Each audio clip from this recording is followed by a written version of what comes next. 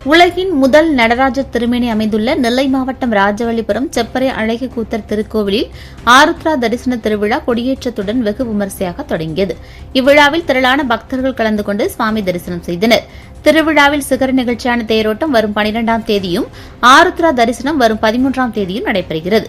தமிழகத்தில் பிரசித்தி பெற்ற சிவாலயங்களில் ஒன்றும் உலகின் முதல் நடராஜர் திருமேனி அமைந்துள்ள திருக்கோவிலுமான நெல்லை மாவட்டம் ராஜவள்ளிபுரம் அடுத்த செப்பரை அழகிய கூத்தர் திருக்கோவிலில் ஆருத்ரா தரிசன திருவிழா கொடியேற்றத்துடன் வெகு விமரிசையாக தொடங்கியது. திருவிழாவிற்காக கோவில் நடை அதிகாலை திறக்கப்பட்டு பல்வேறு சிறப்பு பூஜைகள் நடத்தப்பட்டது. தொடர்ந்து கொடிப்பட்டம் சிறப்பு பூஜைகள் செய்யப்பட்டு ஊர்வலமாக எடுத்து வரப்பட்டது. பின்னர் கொடிமரத்திற்கு சிறப்பு பூஜைகள் செய்யப்பட்டு ஆருத்ரா தரிசன திருவிழா வேத மந்திரங்கள் பஞ்சவாத்தியம் இசைக்க கொடியேற்றப்பட்டது. தொடர்ந்து கொடிமரத்திற்கு மஞ்சள், பால், தயிர், இளநீர், சந்தனம் உள்ளிட்ட 16 வகை அபிஷேக திரவியங்கள் கொண்டு சிறப்பு அபிஷேகமும் தொடர்ந்து சிறப்பு அலங்காரம் செய்யப்பட்டு மகா தீபாரதனை நடைபெற்றது. பின்னர் சுவாமி அழகிய கூத்தருக்கு மகா தீபாரதனை நடத்தப்பட்டு திருவிழா கோலாகலமாக தொடங்கியது. இந்த விழாவில் திரளான பக்தர்கள் கலந்து கொண்டு சுவாமி தரிசனம் செய்தனர்.